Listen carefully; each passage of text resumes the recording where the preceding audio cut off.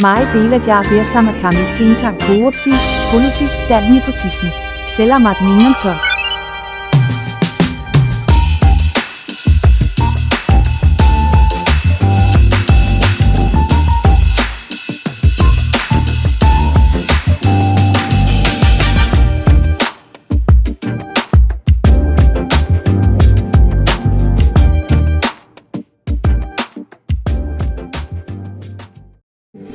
Good morning everyone.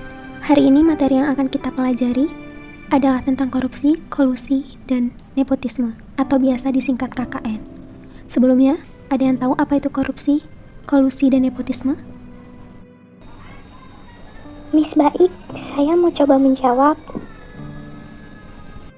Silahkan Apriana. Korupsi adalah tindakan merugikan keuangan negara yang memiliki konsekuensi hukum jika dilakukan. Kolusi adalah tindakan kerjasama melawan hukum antar penyelenggara negara dan pihak lain yang merugikan orang lain, masyarakat, dan negara.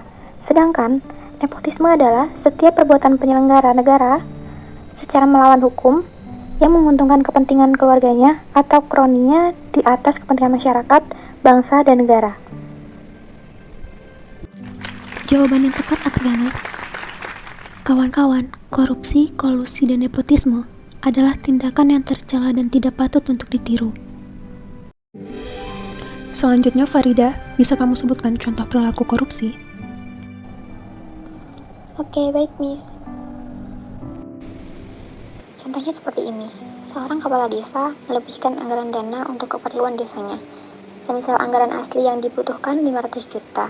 Tetapi karena ketamakan kepala desa, dilebihkanlah laporan anggaran dana tersebut menjadi 1 miliar dengan tujuan untuk memperkaya diri sendiri.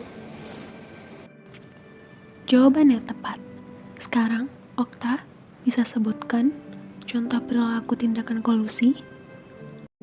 Baik, Miss. Contoh perilaku kolusi itu seperti penyuapan agar diterima menjadi PNS dan penyuapan agar dapat masuk di perguruan tinggi yang diinginkan, Miss.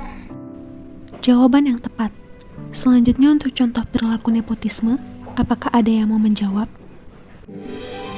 Saya Miss Breli izin menjawab. Contoh tindakan nepotisme yang sering terjadi di Indonesia adalah saat perekrutan karyawan.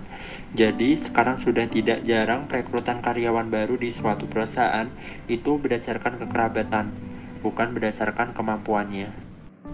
Terima kasih jawabannya Breli. Kita sebagai generasi muda bangsa harus cepat bertindak untuk memikirkan solusi terbaik maraknya KKN ini. Ada yang bisa bantu memberikan pendapat cara pencegahan tindakan KKN?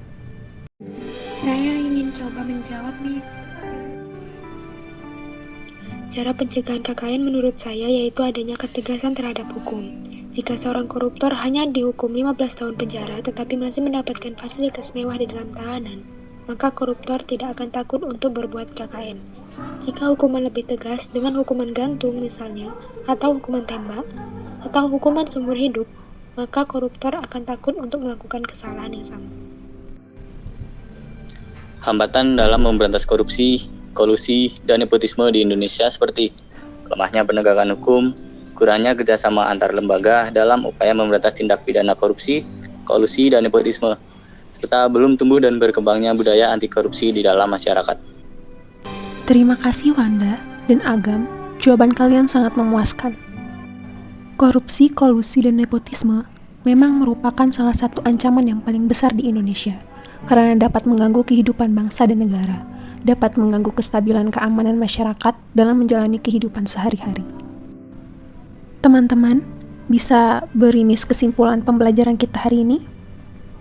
Saya, Miss, bisa disimpulkan bahwa KKN adalah benalu sosial yang merusak struktur pemerintahan dan menjadi penghambat utama terhadap jalannya pemerintahan dan pembangunan negara. Selain itu, KKN merupakan bagian dari gejala sosial yang negatif karena merugikan individu lain dalam masyarakat, menghilangkan kesepakatan bersama yang berdasar pada keadilan, serta membunuh karakter terhadap individu itu sendiri. Betul, Miss. Maka KKN sebagai suatu tindakan moral tidak memihak kepentingan bersama atau egois, mengabaikan etika, melanggar aturan hukum, dan terlebih melanggar aturan agama yang harus segera diberantas dari muka bumi Indonesia. Terima kasih kawan-kawan, diskusi yang menyenangkan. Sampai jumpa di kelas berikutnya. Thank you for watching.